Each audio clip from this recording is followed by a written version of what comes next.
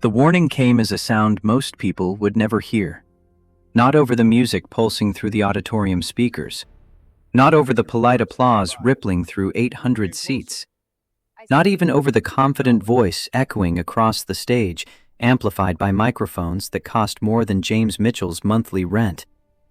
A tiny crack. Like a dry branch snapping somewhere high above the spotlights. James froze behind the curtain, one hand gripping a coil of cable he'd been organizing, the other hovering near the radio clipped to his belt. The air back here smelled like hot metal and hairspray, and the particular kind of stress that only live events generated.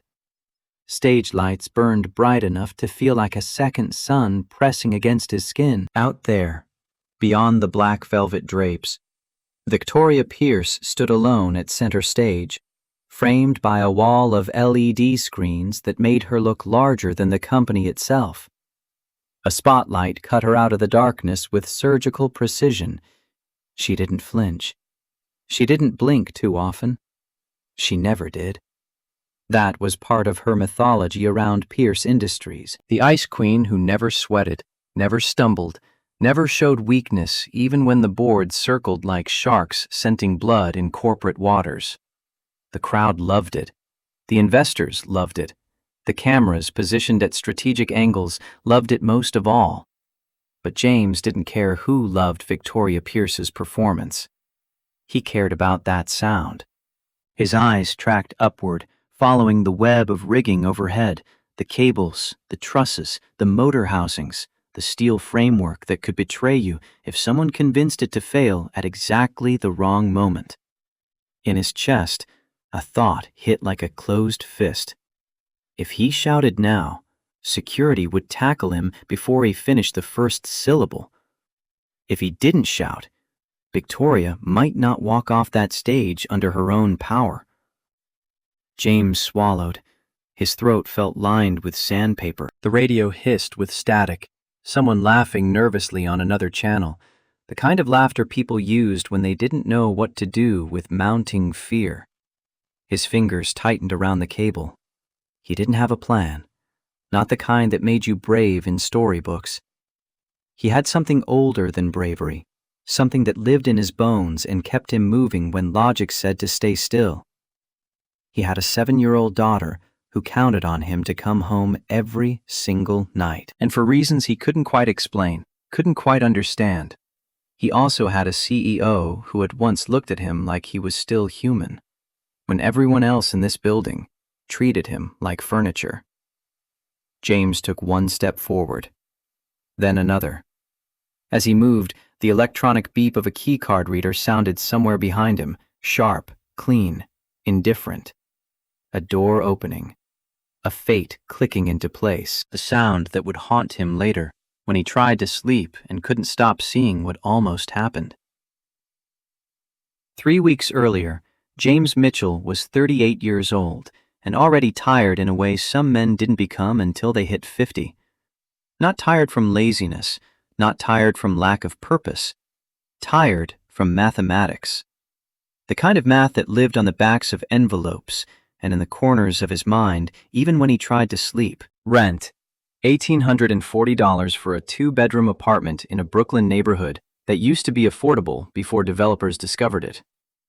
Childcare, $920 monthly for after-school programs that kept Lily safe until James could pick her up at 6. Groceries, utilities, the Metro card he needed to get to work, the shoes Lily kept outgrowing because 7-year-olds didn't care about budgets when their feet decided to grow. He worked maintenance at Pierce Industries Tower, a 52-story headquarters in Midtown Manhattan that looked like it had been constructed from glass and confidence. The building had its own weather system, cooler air in summer, perfectly regulated warmth in winter, lights that never flickered unless something was genuinely wrong.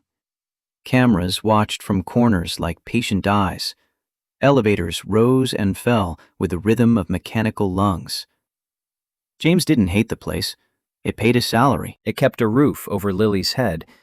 But the building didn't love him back, and he'd learned early not to expect affection from structures built on profit margins. His apartment sat in a converted brownstone where the hallway perpetually smelled like someone else's cooking. Curry one week, fried fish the next, occasionally something sweet that made his stomach growl. The radiators clanged in winter, the AC unit dripped in summer. Lily didn't complain because she'd never known anything different. That Tuesday morning, she sat at their small kitchen table in a hoodie 3 sizes too big because hand-me-downs from his cousin's kids didn't care about proper fit. Her cereal was going soggy in the bowl while she focused on the paper in front of her, tongue poking out the corner of her mouth in concentration. James paused with his coffee cup halfway to his lips, watching her draw. She used colored pencils worn down to nubs, working on the back of an old grocery receipt because buying fresh paper felt like a luxury when he still owed $200 on the electric bill. She looked up, catching him staring. Her eyes were her mother's eyes, Sarah's eyes, dark brown and too perceptive for someone who still lost her front teeth and believed in the tooth fairy. The question came out casual, like it didn't carry weight.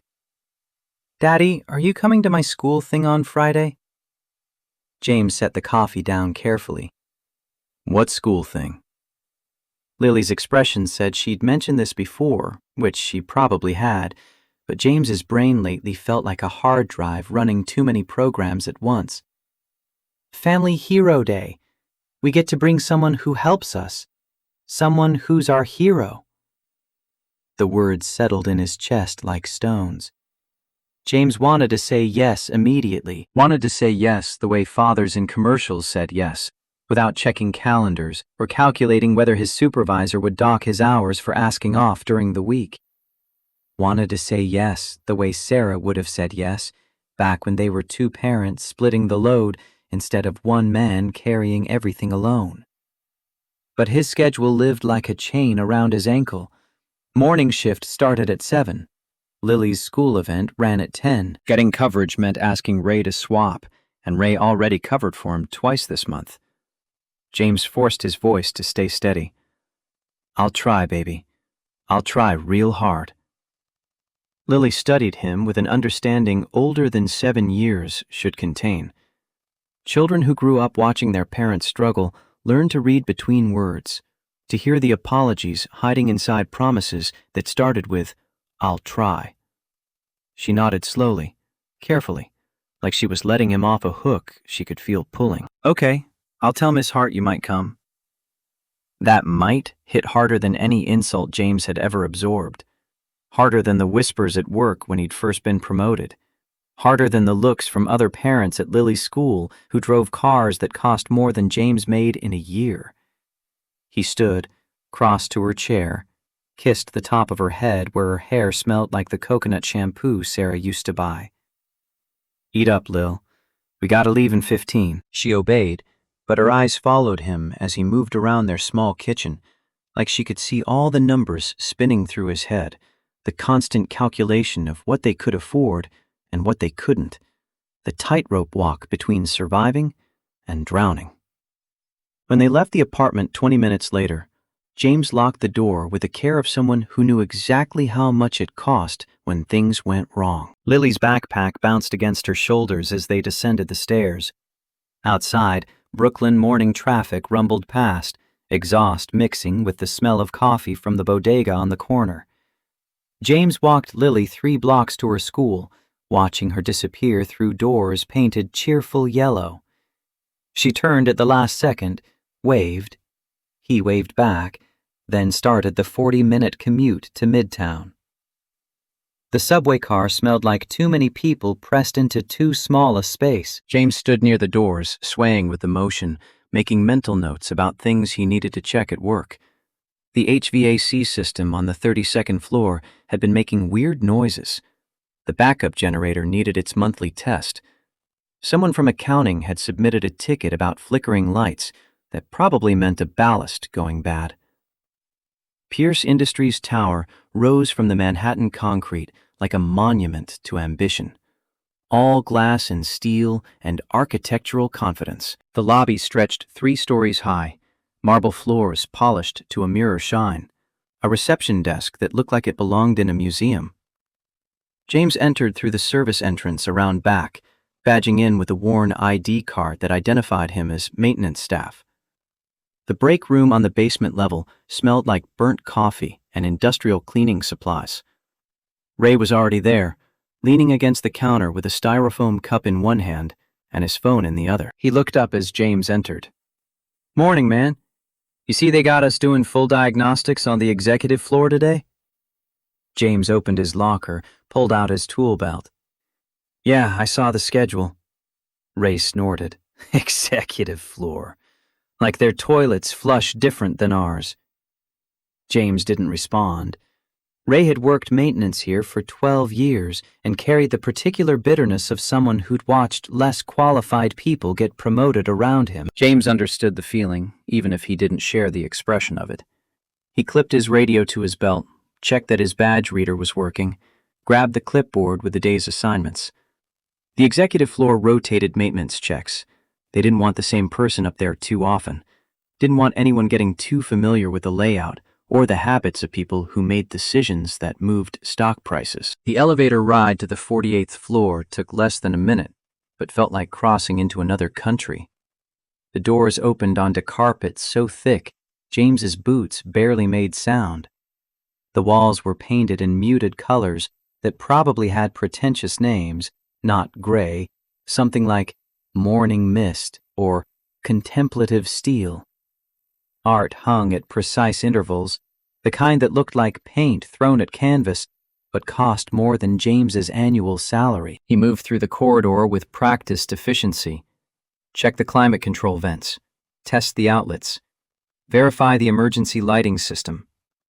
The work itself was straightforward, methodical, the kind of tasks he could do while his brain ran on autopilot. Voices drifted from an open conference room. James slowed, not intentionally eavesdropping, but unable to avoid hearing when people didn't bother lowering their voices around maintenance staff. Invisible labor meant invisible ears. A man's voice, smooth and confident. "Victoria's been too aggressive with this AI integration push. The board's getting nervous about the timeline." A woman's response, older, measured. "William Pierce spent 30 years building this company with calculated risks. His daughters had 8 months. 8 months, Derek. She hasn't earned the benefit of doubt yet." Derek. James filed the name away without thinking about why. Derek Harrison, the chief operating officer. James had seen him exactly twice. Once in the elevator, once walking past with people in expensive suits, trailing behind like pilot fish following a shark. The conversation continued, dropping into technical details about product launches and investor confidence. James kept moving, checking the thermostat panel near the conference room door. His hands worked on muscle memory while his brain processed what he'd heard. Criticism of Victoria Pierce wasn't unusual. The woman drew opinions the way skylines drew lightning. But there was something in Derek Harrison's tone that felt less like professional concern and more like a predator circling wounded prey. James finished his checks on the 48th floor, documented everything on his clipboard, and took the elevator back down to the maintenance office. The rest of the morning passed in the usual rhythm. Repair requests, system checks, the endless maintenance dance of keeping a 52-story building functioning. At 11:30, his radio crackled. "Mitchell, you copy?" James pressed the transmit button. "Yeah, I copy." The dispatcher's voice came through scratchy. "Need you on executive floor, 48. Power issue in the main office suite. They got a video call with Tokyo in 20 minutes, and the whole system's flickering." James's stomach tightened slightly. The main office suite. That meant Victoria Pierce's personal workspace. He grabbed his electrical testing kit, headed for the elevators. The ride up felt longer this time, his brain running through possible issues. Power fluctuation usually meant something simple, a tripped breaker, a failing surge protector, sometimes just too many devices pulling from the same circuit.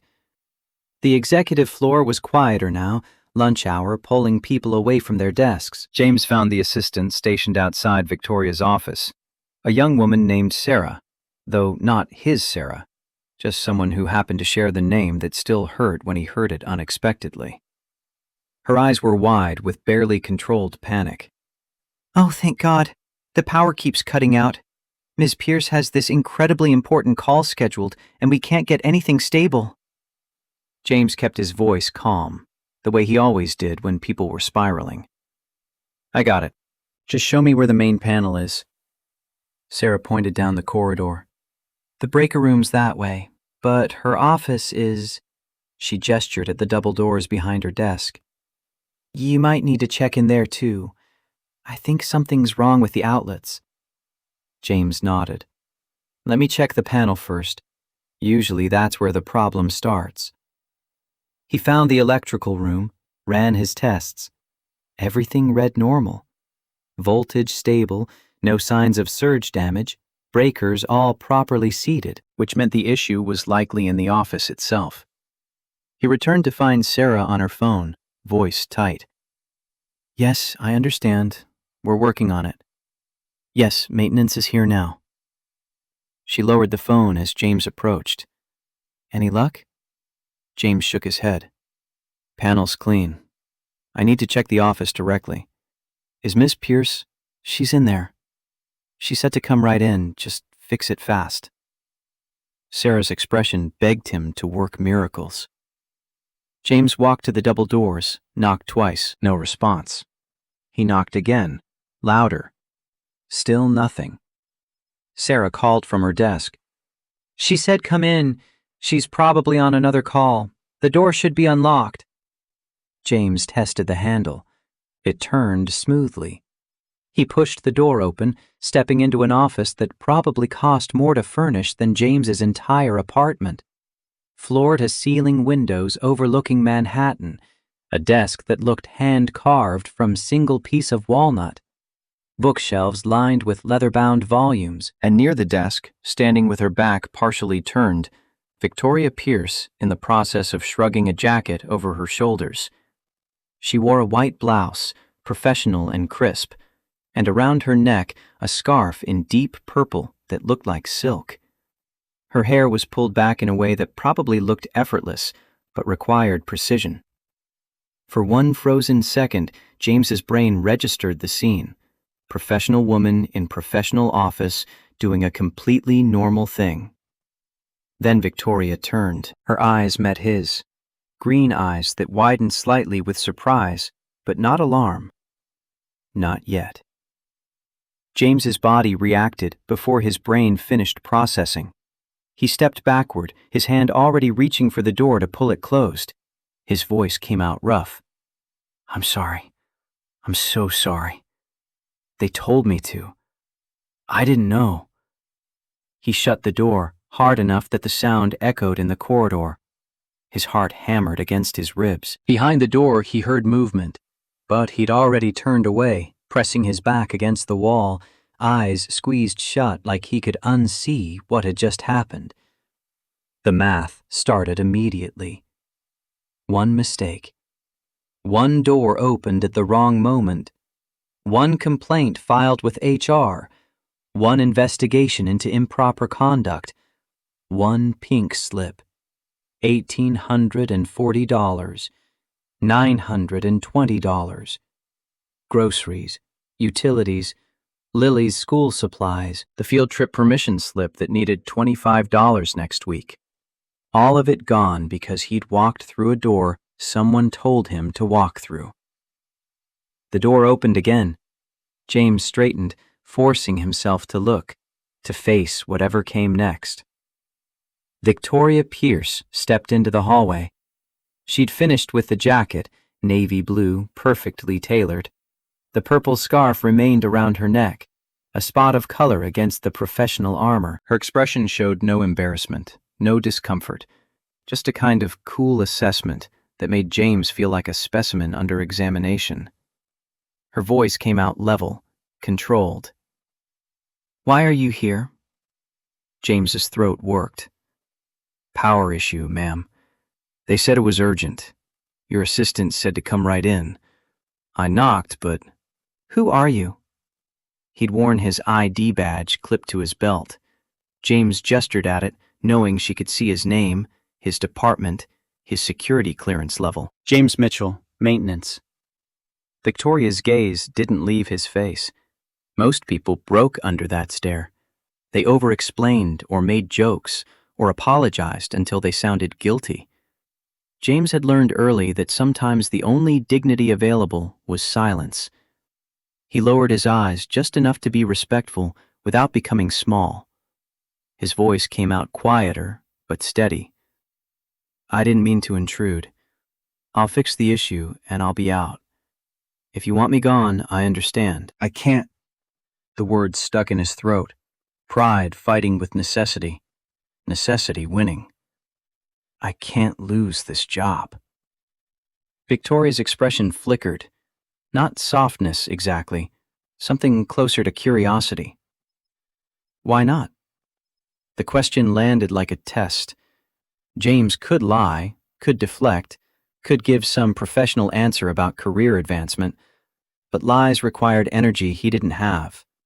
And something about Victoria Pierce's directness demanded honesty in return. His voice dropped lower. Because I have a daughter. A 7-year-old daughter. And I'm all she's got. The silence stretched between them. Somewhere down the hall, a phone rang. An elevator dinged.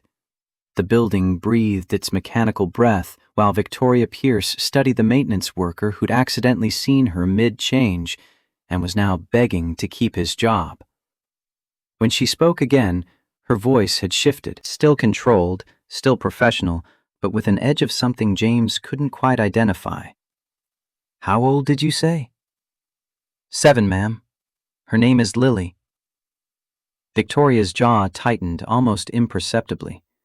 Her eyes moved to the window behind her desk, like she was looking at something beyond the Manhattan skyline. When she spoke, it sounded like words pulled from a deep place. My father died 8 months ago. James didn't know what to say to that. Didn't know if anything needed saying. Victoria turned back to him, her face reset to its usual, careful neutrality. She gestured toward her office. Fix the problem. Be more careful about doors. Relief flooded through James's chest so fast it made him dizzy. Yes, ma'am. Thank you, ma'am. He slipped past her into the office, hyper-aware of maintaining distance, of keeping his eyes focused on anything except Victoria Pierce. His hands moved with practiced efficiency, checking outlets, tracing power cables, testing connections. He found it within 10 minutes. A surge protector hidden under the desk, overloaded with devices, the kind of slow failure that caused intermittent problems without completely dying. Someone had plugged in a laptop, 2 monitors, a desk lamp, a phone charger, and a tablet dock all into a power strip rated for half that load. James unplugged everything, pulled out the failing surge protector, retrieved a proper one from his kit, industrial grade, rated for the actual power draw. He reorganized the connections, tested each outlet, verified stable voltage. Behind him, Victoria had returned to her desk. He could feel her presence like a weight against his shoulders. She was working on something. He could hear the soft click of keyboard keys, the occasional shift of paper. When he finished, James stood, gathering his tools. It's fixed, ma'am. You had an overloaded power strip. I replaced it with one that can handle the load. Shouldn't have any more issues. Victoria didn't look up from her computer. What's your role here, specifically? James kept his voice neutral. Maintenance technician. General repairs, electrical systems, HVAC support. I've been here 5 years. She nodded once, still focused on her screen. Then she reached to her desk drawer, opened it, pulled out a thin silver card. A key card, James realized. The kind that granted access to restricted areas. Victoria held it between 2 fingers, studying it like she was making a calculation. Then she stood, walked around her desk, and extended it toward him. James stared at the card without taking it. Ma'am? Victoria's green eyes met his directly. You're now assigned to executive floor technical support. Effective immediately. Speak to Gloria Martinez in HR about the paperwork. Your compensation will be adjusted to match the position. The words didn't make sense. James's brain tried to process them and failed, like trying to fit square pegs into round holes. Why? The question slipped out before he could stop it. Unprofessional, inappropriate. But Victoria didn't look offended. If anything, her expression sharpened. She took one step closer, still holding the card. Because you were honest when you were afraid. That's rare. James wanted to say something worthy of the moment. Something that proved he deserved this opportunity he hadn't asked for and didn't fully understand. All that came out was, "Thank you." Victoria placed the card in his hand. Her fingers were cool against his palm, the touch lasting only a second before she withdrew. "Don't make me regret it." She returned to her desk, already dismissing him from her attention. James stood frozen for another heartbeat, the silver keycard solid and real against his skin. Then he gathered his tools, his clipboard, his dignity, and left. In the hallway, Sarah looked up hopefully. "Is it fixed?" James nodded, his voice coming from somewhere far away. "All set. Shouldn't have any more problems." He walked to the elevator in a daze, pressed the button, waited for the doors to open. The ride down to the maintenance floor felt like descending from another planet. Ray was in the break room when James entered. "How'd it go? Fix the power thing?" James set his kit down carefully. His hands were steady. His voice was steady. Everything inside him was spinning like a gyroscope trying to find balance. "Yeah, fixed it." He didn't mention the card in his pocket. Didn't mention the conversation. Didn't mention that somehow, through a combination of bad timing and honest fear, his life had just changed in ways he couldn't begin to calculate. That evening, James picked up Lily from her after-school program right at 6. She climbed into his arms like she always did, her backpack heavy with books and papers and the accumulated weight of 7-year-old existence. On the subway ride home, she chattered about her day. Someone in her class had brought a hamster for show and tell. They'd learned about clouds in science. Miss Hart had announced that Family Hero Day was definitely Friday, and everyone needed to confirm if their person was coming. Lily looked up at him, her mother's eyes searching his face. "So can you come, Daddy?" James thought about the silver card in his pocket. Thought about talking to HR tomorrow. Thought about whatever adjusted compensation meant, and whether it would be enough to ask for a few hours off without risking everything. He smiled, and this time it felt real. "Yeah, baby. I'll be there." Lily's face lit up like she'd been given the world. She threw her arms around his neck, squeezing tight enough to make breathing difficult. "For real? You promise?" James hugged her back, breathing in the smell of school and childhood and trust. "For real. I promise." At home, while Lily did homework at the kitchen table, James made spaghetti with jarred sauce because it was cheap and she liked it. They ate together, Lily telling him more details about her day, James listening with half his brain, while the other half tried to understand what had happened in Victoria Pierce's office. After dinner, Lily brought out her drawings. She had a whole stack of them now, accumulated over weeks, rendered in colored pencil and crayon and whatever markers still had ink. Most were the usual things 7-year-olds drew: flowers, houses, stick figure families.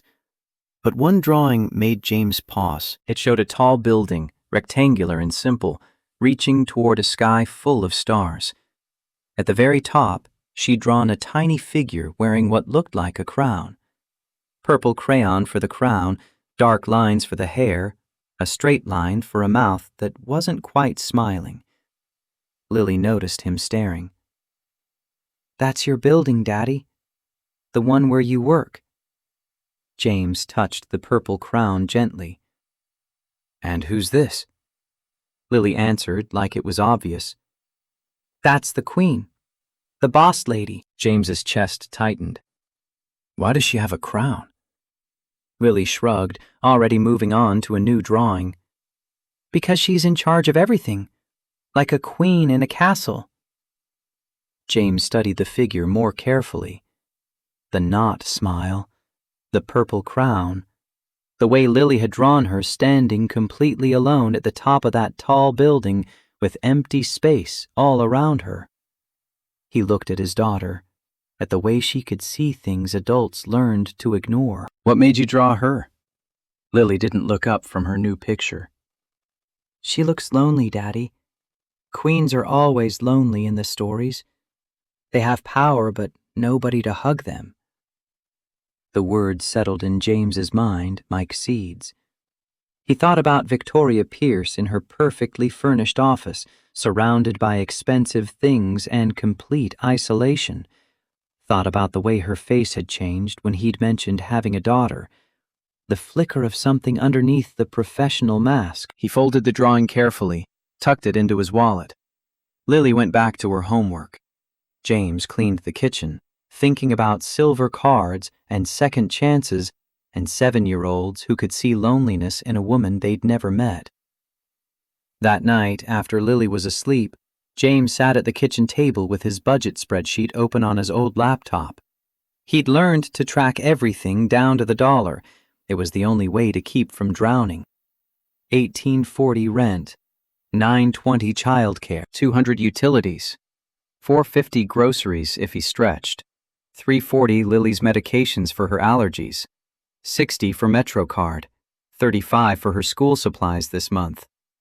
The numbers always came out wrong. Always a gap between what came in and what went out, patched with juggling and hoping nothing unexpected happened. But tomorrow he'd talk to HR. Tomorrow he'd find out what adjusted compensation meant. Tomorrow, the math might change. James closed the laptop, turned off the lights, checked on Lily one more time. She slept with her stuffed rabbit tucked under one arm, her breathing deep and steady. Sarah's daughter. His daughter. The reason he got up every morning and pretended he wasn't drowning. He pulled her blanket up to her chin, kissed her forehead, whispered words he'd said every night since Sarah died. I got you, baby. Daddy's got you. In his pocket, the silver key card waited. A door opening, a future clicking into place. Wednesday morning arrived with a kind of rain that made New York feel smaller, water streaming down glass towers like the city was crying.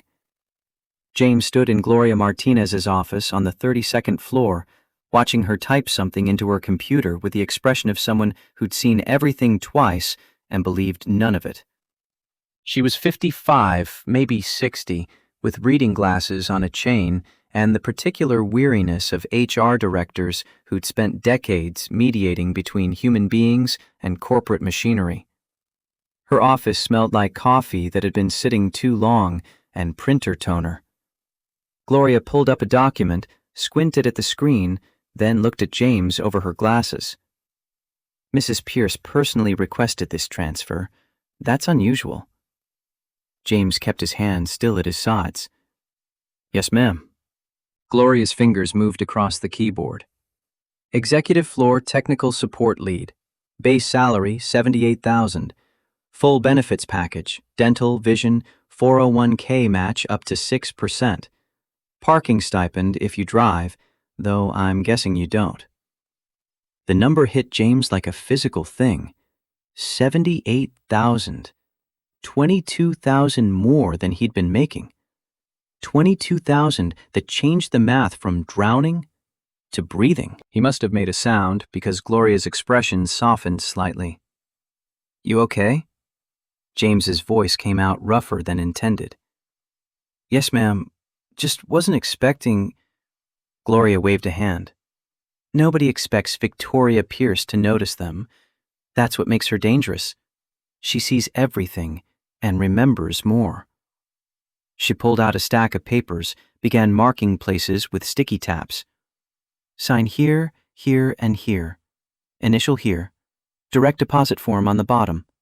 You start the new position Monday. James signed where she indicated, his signature looking strange and small next to the official Pierce Industries letterhead.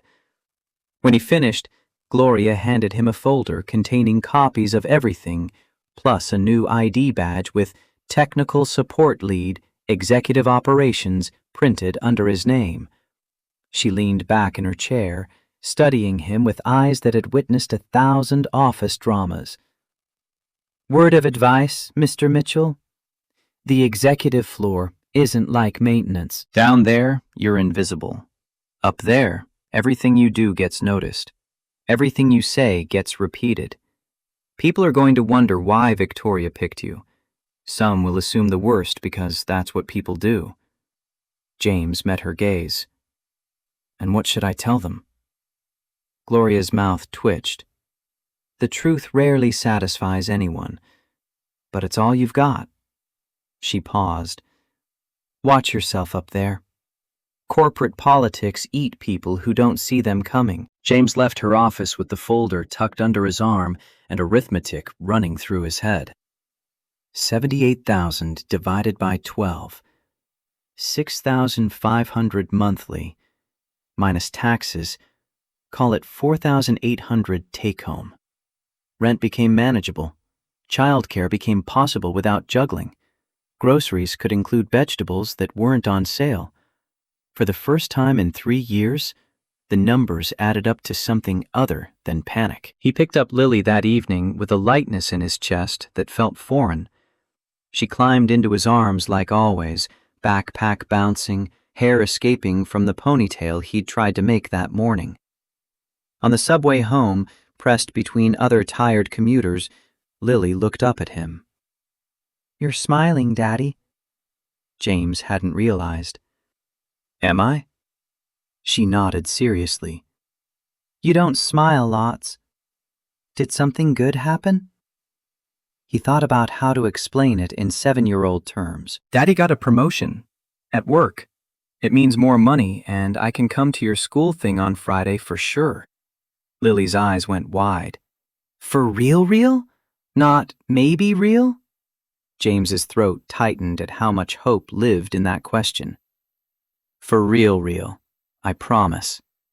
She threw her arms around his neck right there on the subway, not caring that other passengers were watching. James hugged her back, his daughter's joy worth more than any salary increase, though the salary increase meant he could keep giving her reasons to feel joy. That night, after dinner, Lily brought out her drawings again. She'd added to the collection more buildings, more stick figures, more attempts to make sense of the world through colored pencil. But she pulled out a new one. This drawing different from the others. She'd sketched the tall building again, but this time she'd added 3 figures. One at the top wearing the purple crown, one at the bottom holding what looked like tools, and between them, holding both their hands, a smaller figure with pigtails and a gap-toothed smile. James stared at the picture. Who are these people, Lil? Lily pointed to each figure in turn. That's the queen lady from your building.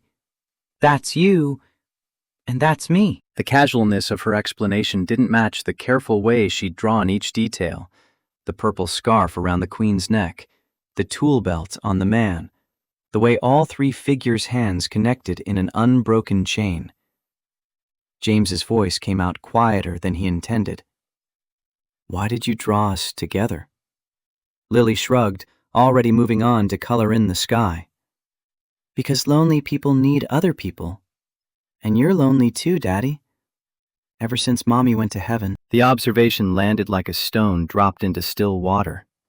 James wanted to deny it, wanted to say he was fine, he had Lily, he didn't need anything else. But 7-year-olds had a way of seeing through the armor adults built. He touched the drawing gently. Can I keep this one too? Lily nodded, not looking up from her coloring. You should show it to the queen lady. Maybe it'll make her smile.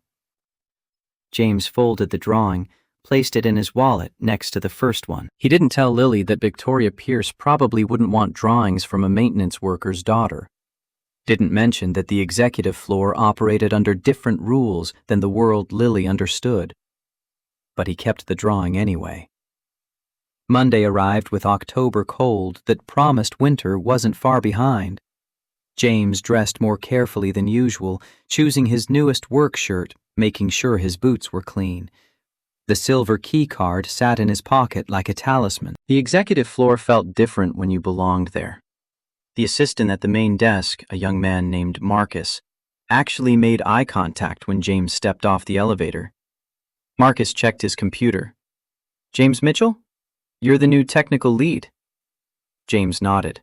"That's me." Marcus gestured down the corridor. "Your office is in the support wing, third door on the left. Ms. Pierce requested you check in with her at 9:30. Office. The word felt strange. James had worked out of supply closets and maintenance rooms for 5 years. The concept of personal workspace seemed borrowed from someone else's life. The office turned out to be small but real. A desk, a computer, a window that looked out over a different angle of Manhattan than he was used to seeing. Filing cabinets already filled with technical documentation. A phone with multiple lines. A door that closed. James set his bag down, stood in the middle of the room, trying to absorb that this was his now. That he'd somehow crossed from invisible to visible in the span of one accidental door opening. At 9:30, he made his way to Victoria Pierce's suite. The same assistant from last week, Sarah, looked up with recognition. Her voice was friendlier this time. "Mr. Mitchell, go ahead in. She's expecting you." James knocked, waited for the response before entering. Victoria sat at her desk, typing rapidly, her purple scarf today a darker shade, almost plum. She glanced up, gestured to the chair across from her.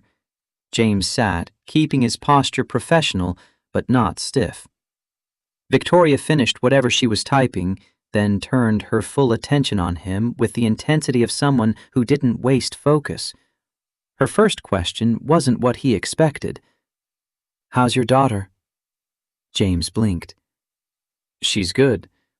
Excited that I can make her school event Friday." Victoria nodded once.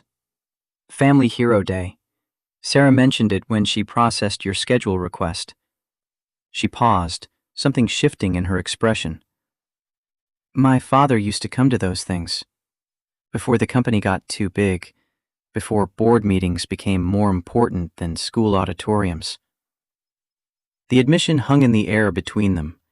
James didn't know if it required response, so he stayed quiet. Victoria seemed to shake off the memory.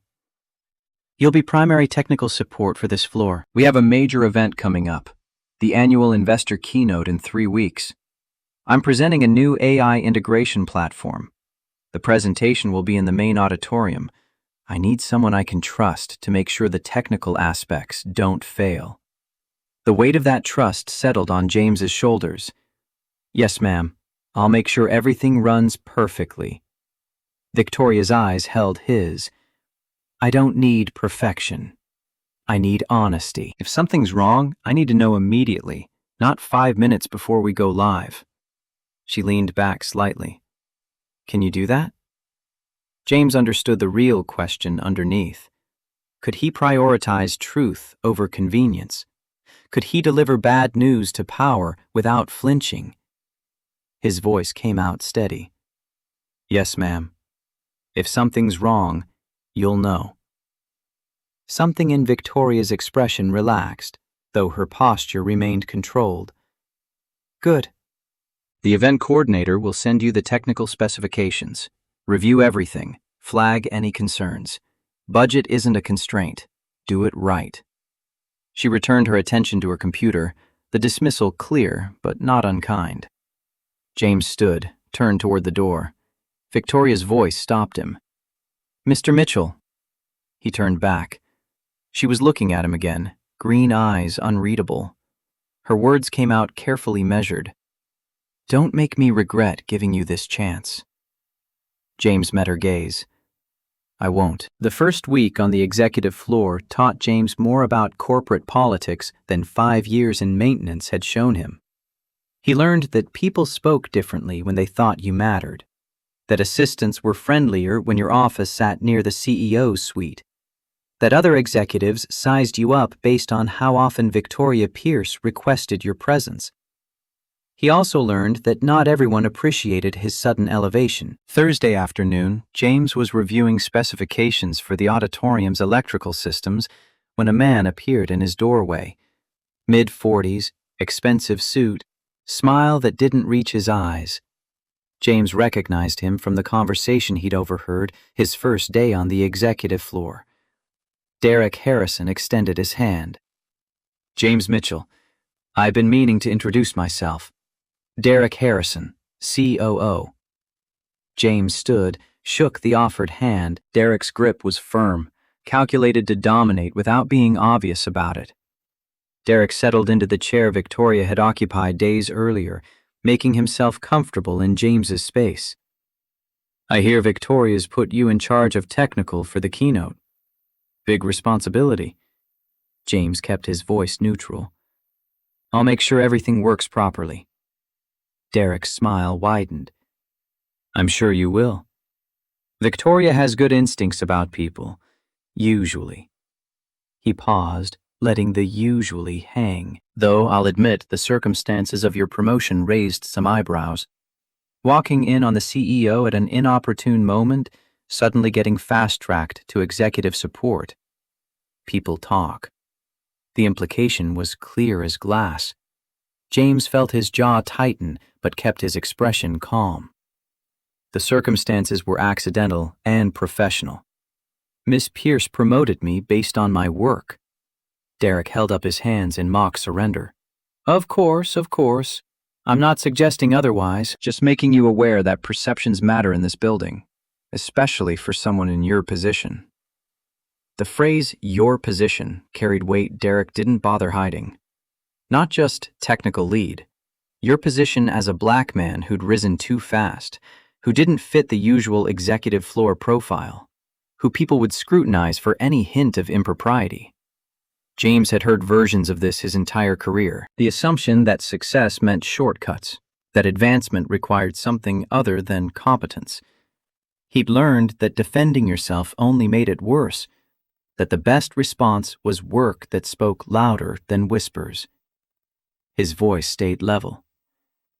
"I appreciate you stopping by, Mr. Harrison. I should get back to these specifications." Derek stood, smoothing his suit. "Of course. Just wanted to welcome you to the team. We're all counting on you for the keynote." He paused at the door. 3 weeks seems like plenty of time, unless you find any problems, but I'm sure the systems are fine. The previous technical team certified everything last month. After Derek left, James sat motionless for a full minute, letting the encounter settle. Then he pulled up the auditorium specifications on his computer and started reading more carefully. Friday morning, James left work at 9:45, something that would have been impossible in his old position. The subway ride to Lily's school in Brooklyn felt surreal, arriving in daylight, not exhausted from a full shift. The school auditorium was decorated with construction paper and children's artwork. Parents filled the folding chairs, most dressed in business casual, checking phones between presentations. James found a seat near the back, scanning for Lily. She spotted him before he saw her, her face lighting up with pure joy. She waved frantically from where her class sat in the front rows. James waved back, his chest tight with the simple fact of being here, of keeping a promise that hadn't been guaranteed 4 days ago. When Lily's turn came, she walked to the microphone with the confidence of someone who'd practiced. She wore her favorite dress, purple, coincidentally, though James had never made the connection to Sarah's favorite color until now.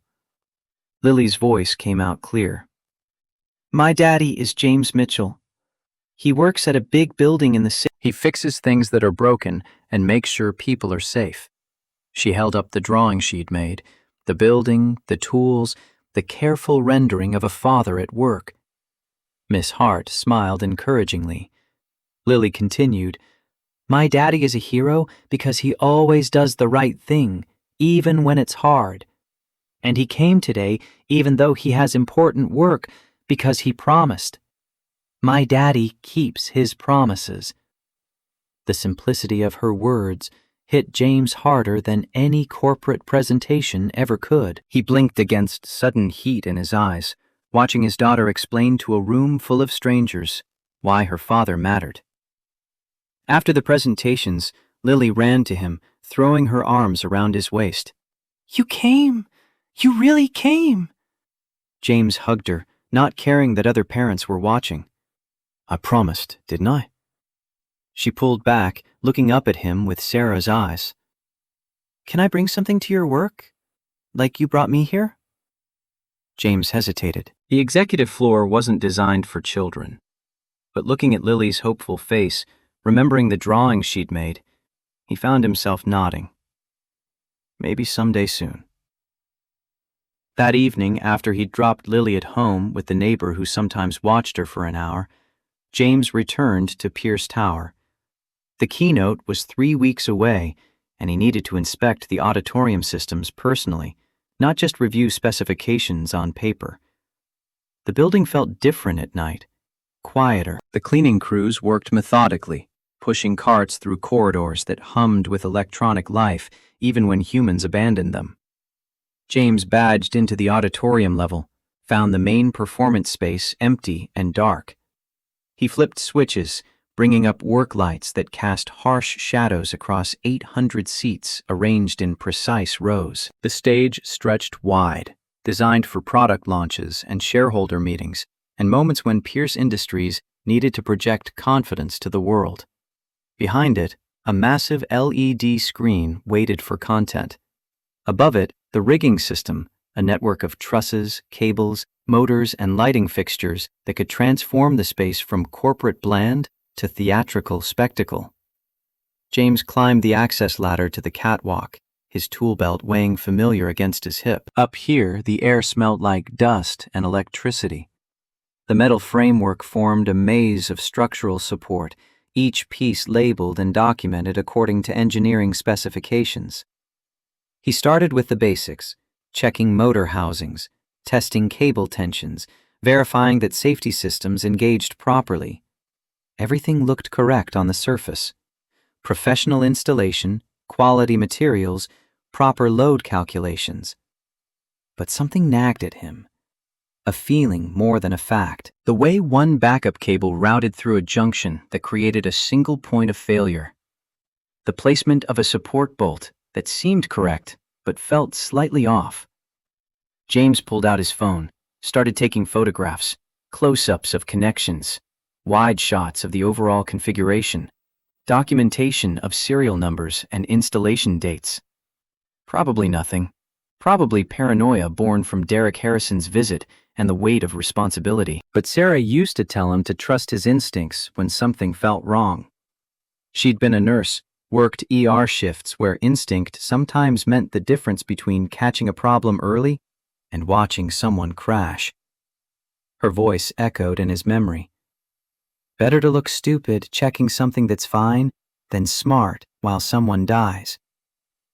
James spent 2 hours in the rigging, documenting everything, running tests, verifying redundancies. When he finally climbed down, his notebook contained 3 pages of notes, and his phone held 67 photographs. He locked up the auditorium, headed for his office to compare his findings against the installation records.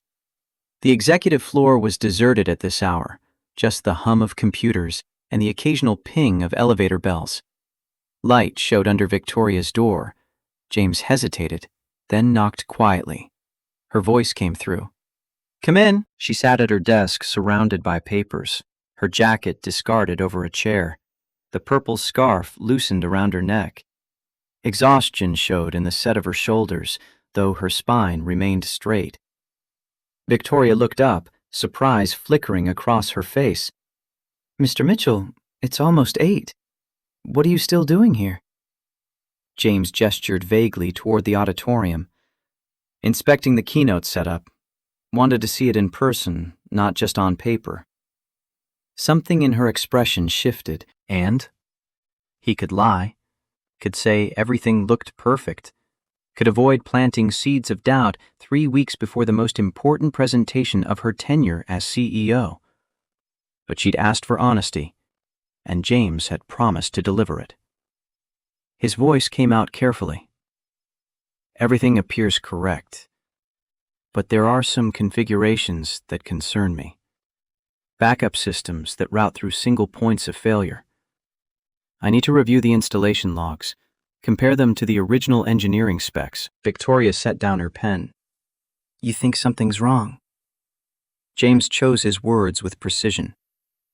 I think someone made choices that prioritize aesthetics over redundancy. That might be intentional design, or it might be cutting corners. I need more information to know which. She studied him for a long moment. Then she stood, walked to her window, looked out at Manhattan glittering in the darkness. Her voice came quietly. My father built this company by trusting people who told him what he wanted to hear. Toward the end, he surrounded himself with yes-men who assured him everything was fine, right up until the board started pushing for his retirement. She turned back to James.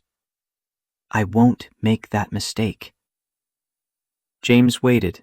Victoria's eyes held his. Keep digging. If you find something, I need to know immediately.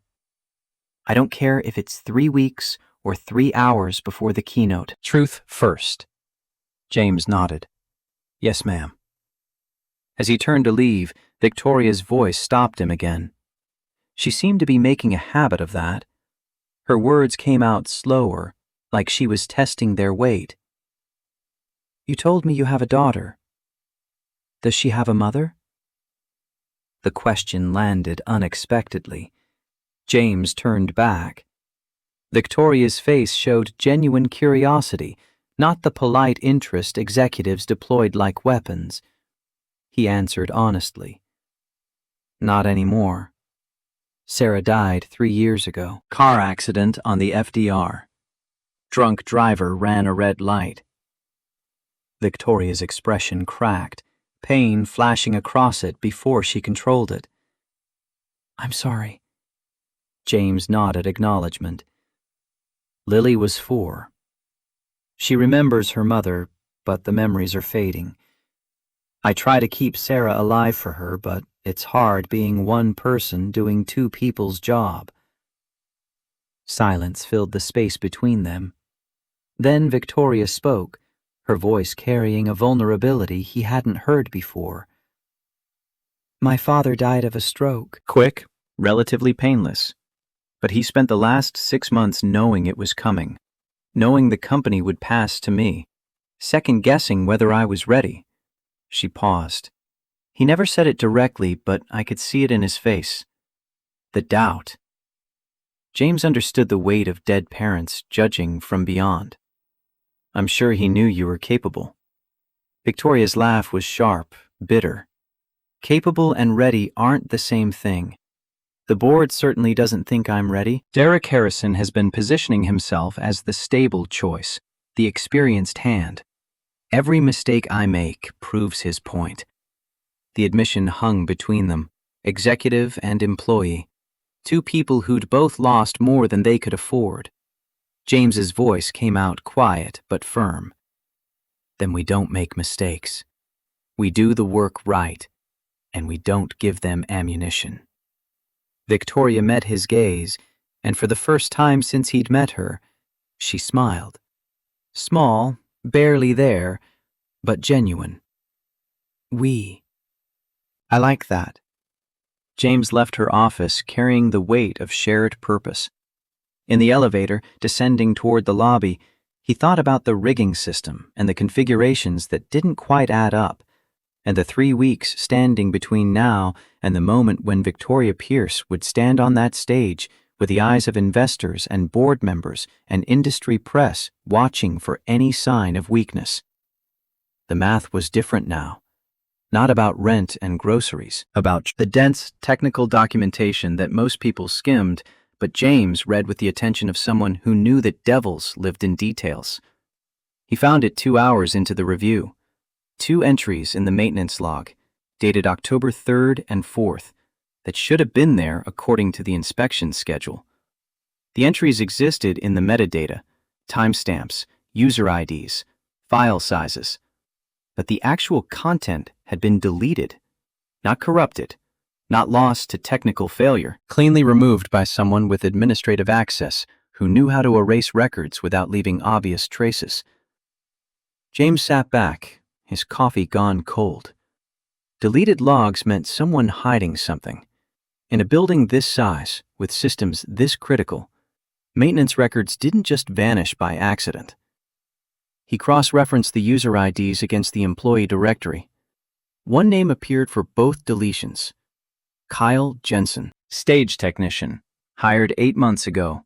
Credentials that checked out, but references that were minimal. James pulled up Kyle's personnel file, or tried to. Access denied.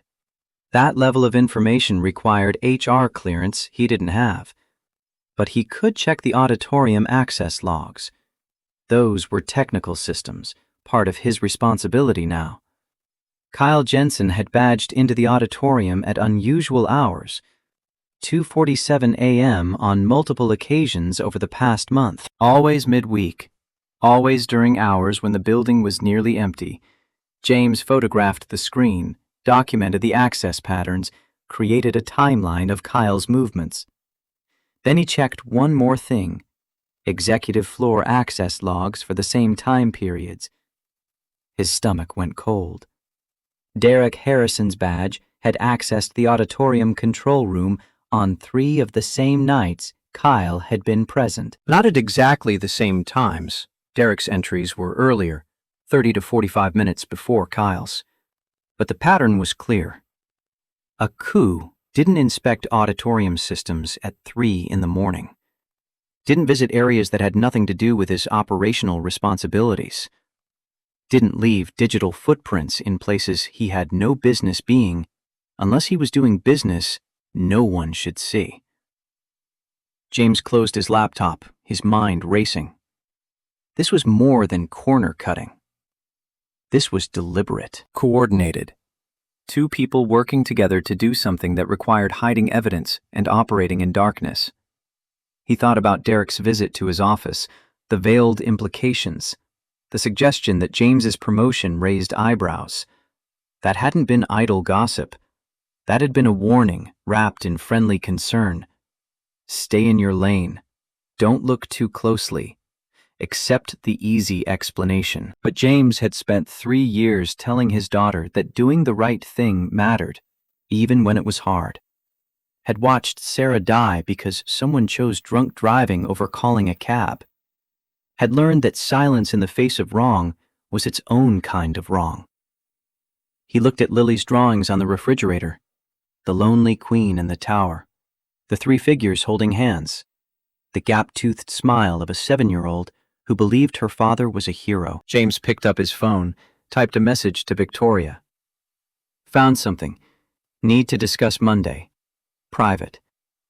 Her response came 30 seconds later. My office, 7 a.m. The rest of the weekend passed with James trying to act normal while his brain ran scenarios.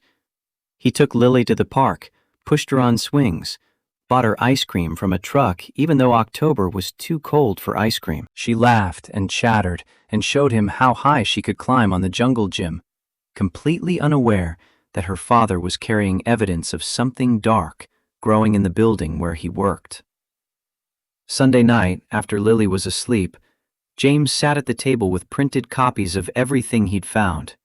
Access logs, deleted entries, photographs of rigging configurations that created vulnerability. He organized it into a folder, the kind of documentation that either proved a case or ended a career. Sarah's voice whispered in his memory, "You always do the right thing, James, even when it scares you, especially when it scares you." He touched his wedding ring. He still wore it. Couldn't imagine not wearing it. I hope this is right, baby. I hope I'm not about to destroy everything we built for Lily. The ring offered no response, but in his mind, Sarah smiled the way she used to when he worried too much. "You'll figure it out. You always do." Monday morning arrived cold and clear. James left Lily with a neighbor, promising to be back by 6. The subway ride to Midtown felt longer than usual, every stop a chance to reconsider what he was about to do. But by the time he badged into Pierce Tower at 6:45, his resolve had hardened into something unshakable. He'd seen too much to unsee it, knew too much to unknow it. Victoria's office door was open when he arrived at 7 exactly. She sat at her desk, purple scarf today, a vibrant violet, her face showing the strain of too little sleep and too much responsibility. She gestured to the chair. James sat, placed the folder on her desk. Her eyes went to the folder, then back to his face. "Show me." James opened it, walked her through everything methodically. The deleted logs, the unusual access patterns, Kyle Jensen's midnight visits, Derek Harrison's presence at times and places that made no sense for a COO. Victoria listened without interrupting, her expression growing harder with each revelation. When he finished, she sat silent for a full minute. Then her voice came out deadly quiet. "You're telling me Derek Harrison is sabotaging my keynote?" James chose his words carefully. "I'm telling you there's a pattern of unusual activity that deserves investigation. I don't know what they're planning, but whatever it is, they're hiding it." Victoria stood, paced to her window, stared out at the city waking up below. Her hands clenched at her sides. When she spoke again, her voice carried weight like stones. "Derek wants this position.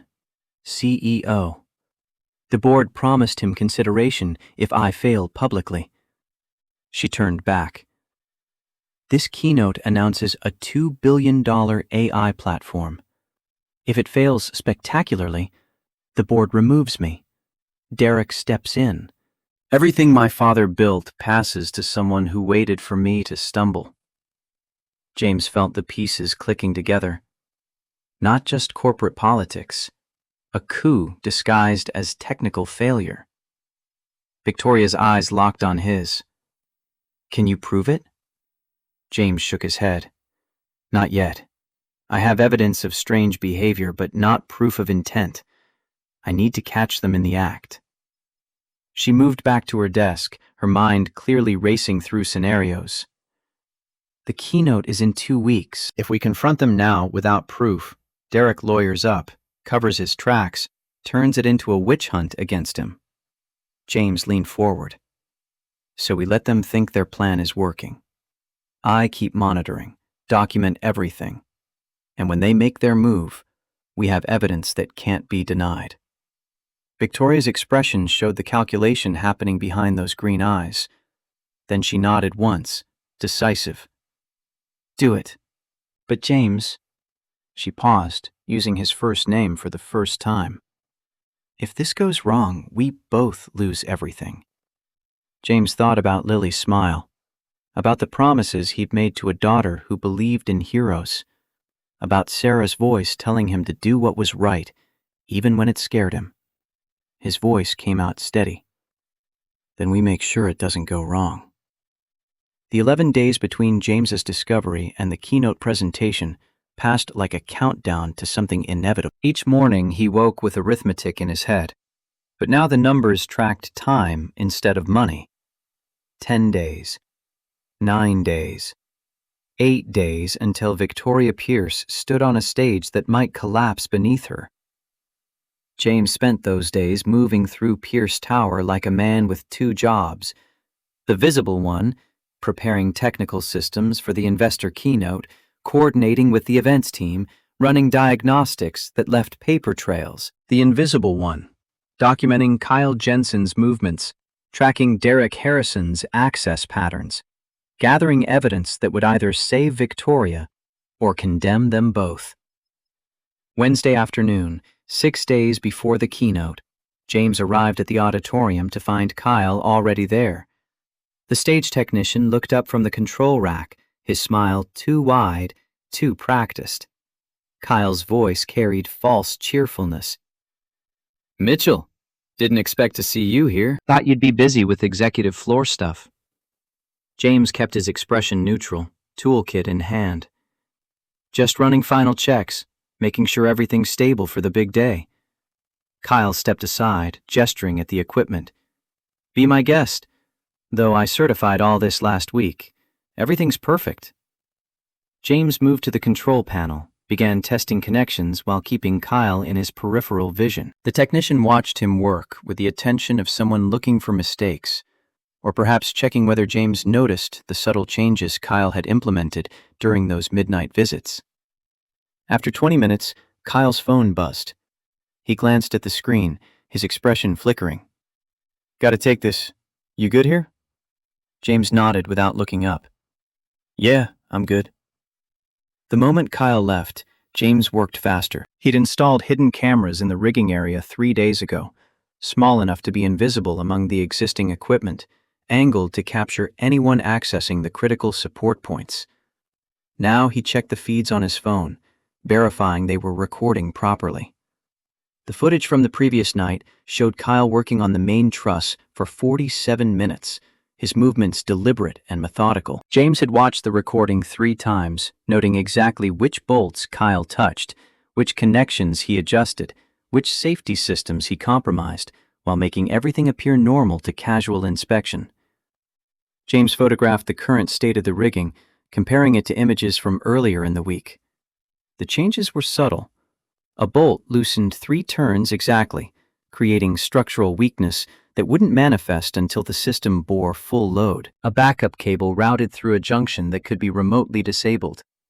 Small sabotages that would seem like unfortunate failures rather than deliberate destruction. His phone vibrated. Text from Victoria. "Status?" James typed back. "Confirmed. They're building failure into the system. Will hold until stage lights generate heat plus vibration." Her response came immediately. "How long until catastrophic?" James did the math in his head, factoring load calculations and material stress. "Approximately 15 minutes into your presentation, right when you reached the product demonstration." 3 dots appeared, disappeared, appeared again. Then, "Perfect timing for maximum humiliation. Keep documenting." James pocketed his phone, finished his inspection, left the auditorium with evidence that would either vindicate Victoria or make him unemployed. The line between those outcomes felt razor thin. That evening, James picked up Lily from her after-school program, with his mind still half in the auditorium, calculating trajectories of falling equipment and the probability of Victoria standing in the wrong place at the wrong moment. Lily climbed into his arms, her backpack heavy with books and the accumulated weight of 2nd grade. "Daddy, you're thinking loud again." James blinked, focusing on her face. "What?" She touched his forehead gently. "You get wrinkles here when you think too hard. Are you worried about work?" The perceptiveness of 7-year-olds never stopped surprising him. James adjusted his grip on her, started walking toward the subway. "A little bit, yeah. But it's okay. Daddy's handling it." Lily was quiet for half a block, then, "Is the Queen Lady in trouble?" James stopped walking. "Why would you think that?" Lily shrugged against his shoulder. "You've been working late lots. And you get that face, the one you had when Mommy was sick and you were trying to fix things but couldn't." The comparison hit like a fist to the chest. James had worn his fear on his face back then too, despite trying to hide it from a 4-year-old who was too young to understand cancer, but old enough to know her mother was leaving. He set Lily down on the sidewalk, crouched to her eye level. "The Queen Lady might be in trouble, but Daddy's trying to help her. That's okay, right? Helping people when they need it?" Lily nodded seriously. "That's what heroes do." She paused, thinking. "Can I help?" James smiled, despite the weight pressing on his shoulders. "You already helped, baby. You drew those pictures that reminded me some people are lonely, even when they have everything. Lily considered this, then reached into her backpack. She pulled out another drawing, this one fresh, the edges still clean. She'd sketched the tall building again, but this time with storm clouds gathering overhead, and a small figure, clearly meant to be James, standing between the building and the storm. The purple-crowned queen stood at the top, looking down at the protective figure below. Lily handed him the drawing. "Give this to her, so she knows someone's protecting her." James took the paper with hands that weren't quite steady. "You want me to give this to Ms. Pierce?" Lily nodded firmly. "She needs to know she's not alone anymore. That's important, Daddy. Nobody should think they're alone." That night, after Lily was asleep, James sat at his kitchen table with the drawing in front of him and evidence folders spread across the surface. He'd built a case that proved conspiracy, access logs, photographs, video footage, engineering analysis showing how the sabotage would cascade into failure. But proof wasn't enough. Derek Harrison had lawyers, board connections, 15 years of political capital. James had truth and a 7-year-old's drawing. He picked up his phone, looked at Victoria's last message, typed, "We need to talk. Tomorrow morning. Bring legal." Her response took 30 seconds. "No legal yet. Just us.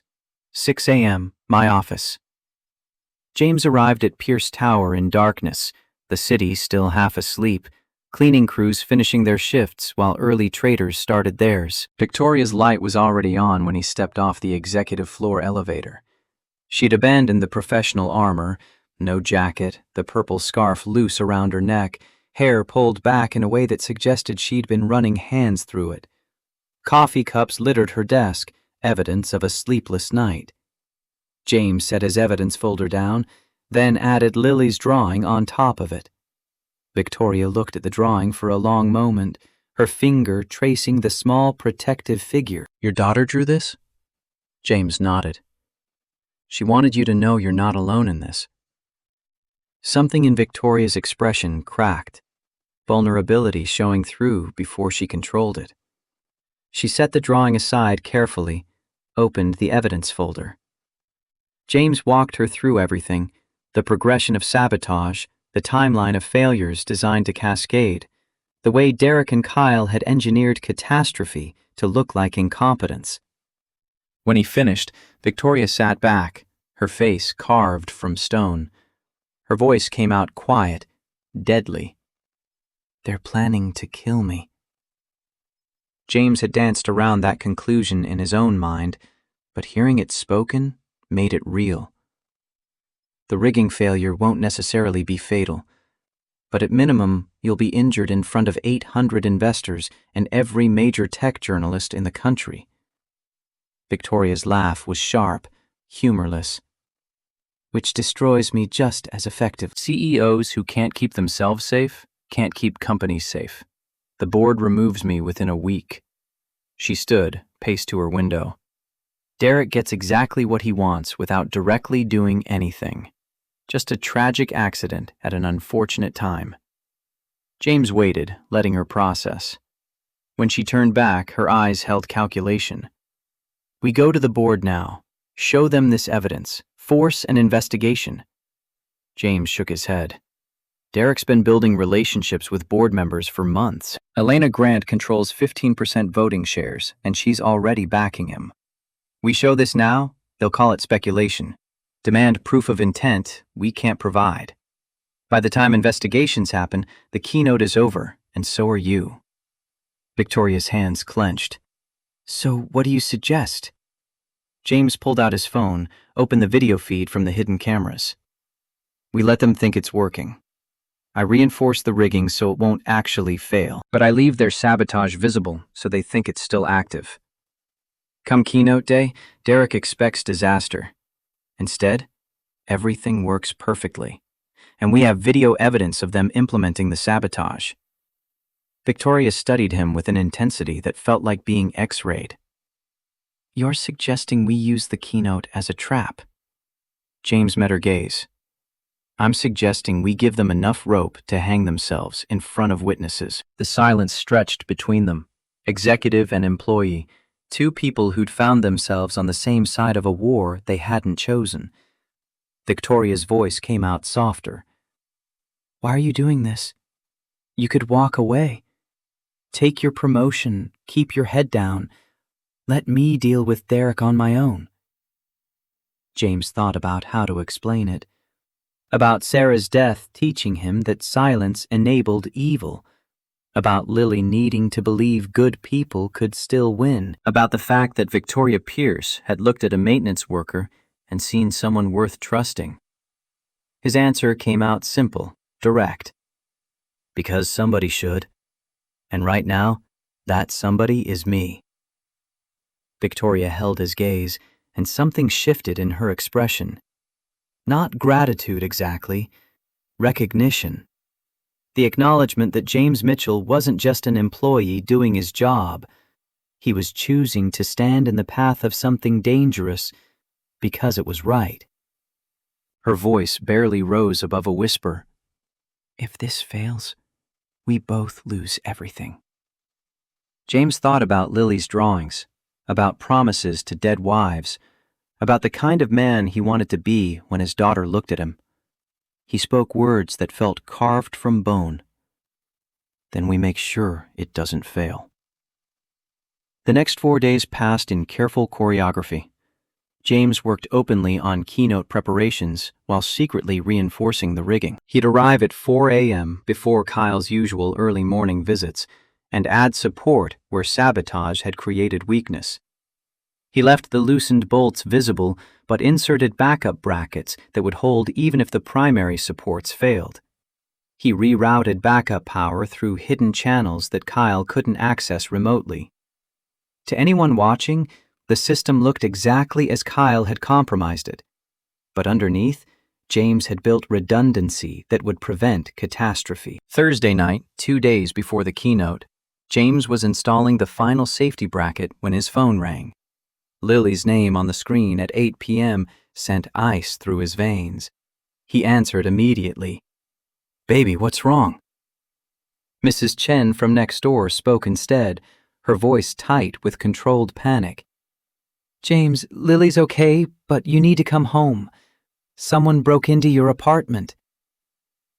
The subway ride to Brooklyn took 23 minutes that felt like hours. James burst into his building to find police officers in the hallway, Mrs. Chen standing outside his door with Lily wrapped in a blanket. Lily saw him and ran, throwing herself into his arms with force that nearly knocked him over. "Daddy!" James held her, checking for injuries with hands that shook. "Are you okay? Are you hurt?" She shook her head against his chest. "I was at Mrs. Chen's doing homework. We heard noises. She called the police." A uniformed officer approached, notebook in hand. "Mr. Mitchell?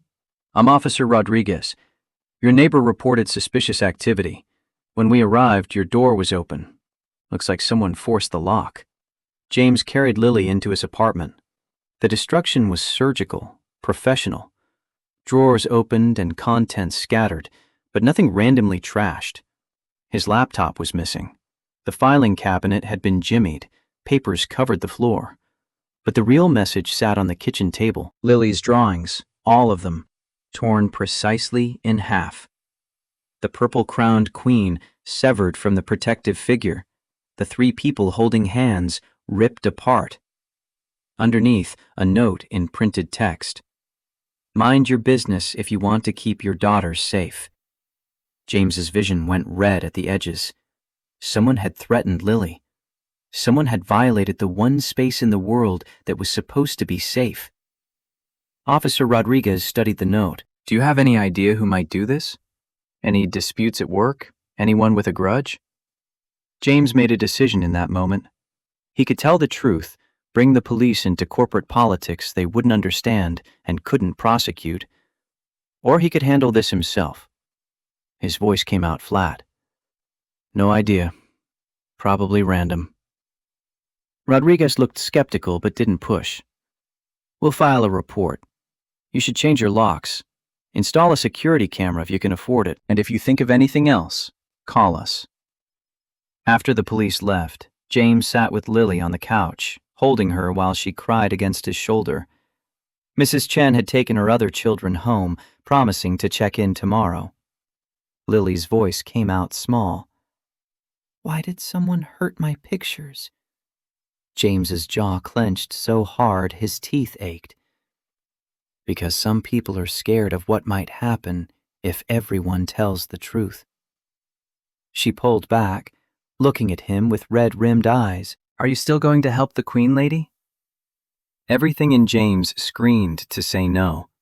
To pack up, take his daughter, run from this job and this building and these people who would threaten a 7-year-old to protect their conspiracy.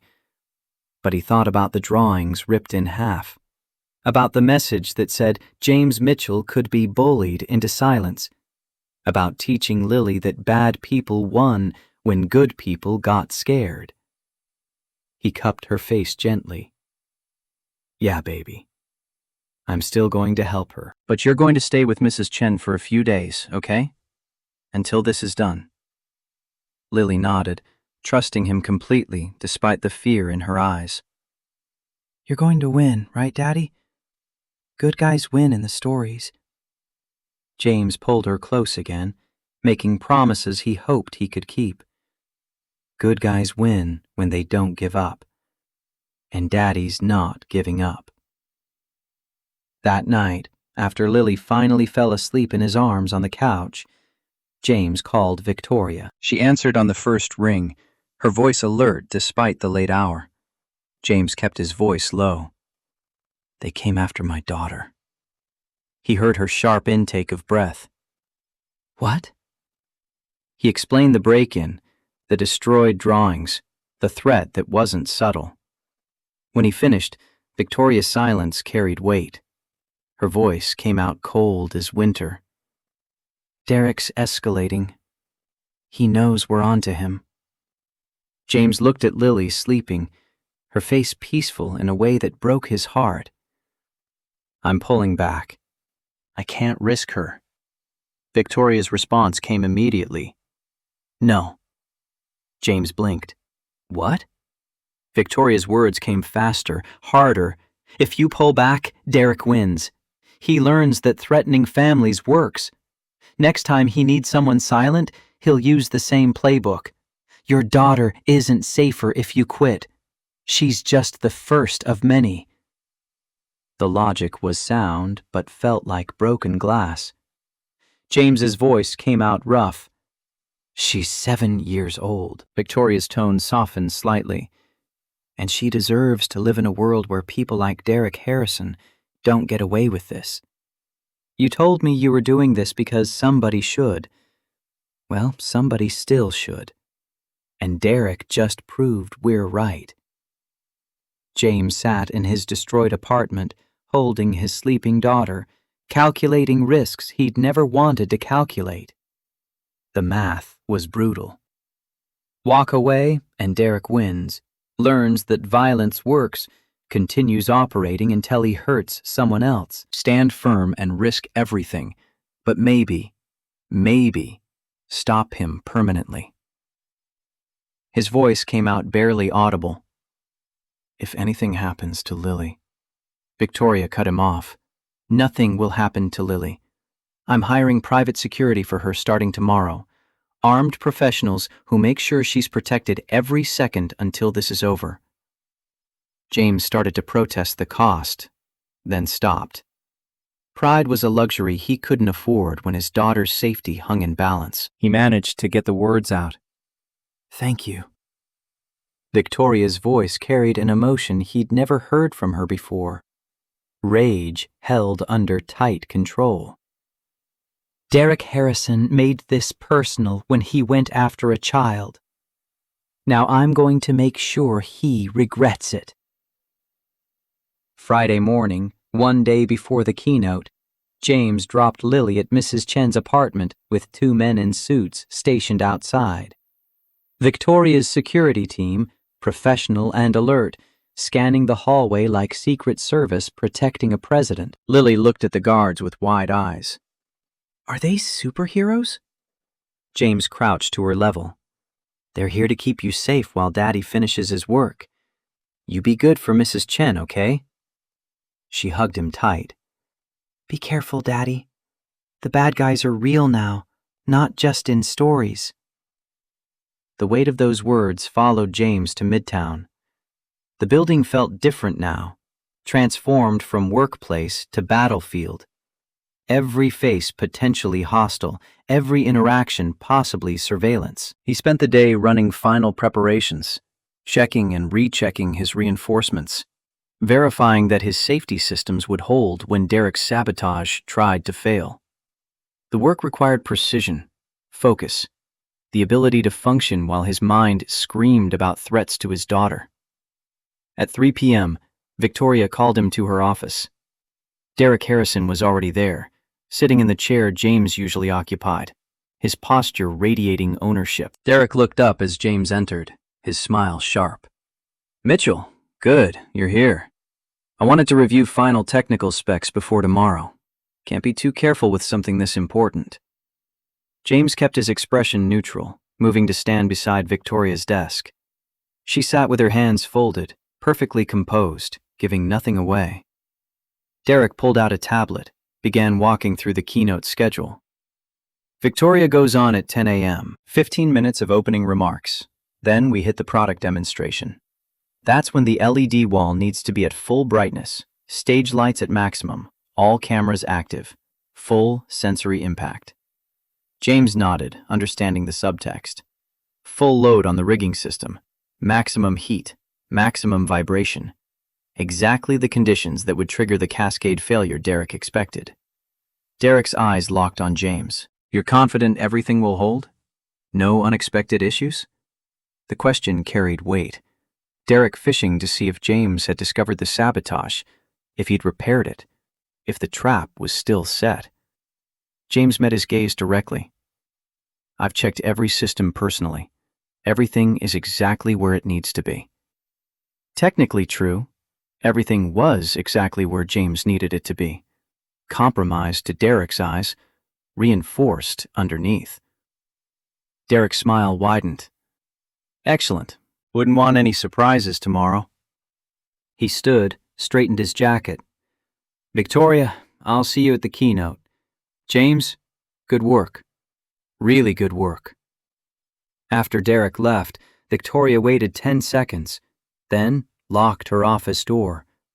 Her voice came out barely controlled. He's checking if we know. James nodded. And I told him what he wanted to hear. Tomorrow he'll be watching for failure. Instead, we give him success and evidence. Victoria moved to her window, looking out at Manhattan, preparing for evening. I've spent 8 months proving I can run this company. 8 months working 18-hour days, making impossible decisions, sacrificing everything my father built for. She turned back. Tomorrow I find out if any of it matters. James heard the vulnerability underneath her words, the fear that competence wouldn't matter if people wanted her gone, that doing everything right still might not be enough. He spoke words he hoped were true. It matters. You matter. And tomorrow, we prove it. That night, James didn't go home to his violated apartment. He stayed at Pierce Tower, sleeping in his office on a makeshift bed of couch cushions, his phone on the desk showing live feeds from the hidden cameras in the auditorium. At 2:17 a.m., Kyle Jensen badged into the building. James watched on his phone as the technician made his way to the auditorium, spent 30 minutes doing final checks on the sabotage, ensuring everything was positioned for catastrophic failure. At 3:05 a.m., Derek Harrison's badge accessed the executive floor, then the auditorium level. He spent 12 minutes conferring with Kyle, their conversation too quiet for the cameras to capture, but their body language clear. Conspirators confirming their plan. James saved all the footage, backed it up to 3 separate locations, sent encrypted copies to Victoria's personal email. Evidence that couldn't be destroyed or denied. He didn't sleep after that, just lay in the darkness, thinking about Lily, safe with guards outside Mrs. Chen's door. about Sarah's voice telling him to do the right thing, about Victoria Pierce standing alone at the top of a building while people below planned her destruction. The dawn came cold and clear, Saturday morning, November 15th. The day Victoria Pierce would either be vindicated or destroyed. James dressed in his best clothes, slacks and a button-down that Lily had helped him pick out weeks ago, saying he should look nice for important work. He checked his phone one more time. Message from the security team. Elle safe and asking about her dad. He typed back, "Tell her daddy's fighting the bad guys." The response came immediately. "She says she knows you'll win." James pocketed his phone, grabbed his badge, headed for the auditorium. The building was already buzzing with activity. Catering staff setting up refreshments, events coordinators directing setup crews, investors arriving early to network before the presentation. The auditorium filled gradually. 800 seats, every one occupied. Board members in the front rows, Derek Harrison, 3 seats from center, his expression controlled anticipation. Elena Grant beside him, checking her phone with the distraction of someone waiting for news. James positioned himself backstage, near the curtain, where he could see the stage but remain invisible to the audience. Kyle Jensen worked the control booth, running final tests on systems he believed were compromised. At 9:55, Victoria appeared in the green room. She wore a navy suit that looked sharp enough to cut, and around her neck, the purple scarf. She met James's eyes across the backstage chaos. Her voice was steady. "You're sure about this?" James nodded. "The rigging will hold. I've triple-checked everything. You'll be safe." She took a breath, and for just a moment let fear show on her face. "And if you're wrong?"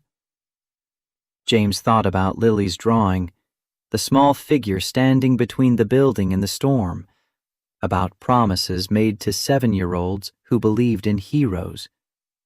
His voice came out firm. "I'm not wrong. Go prove them all wrong."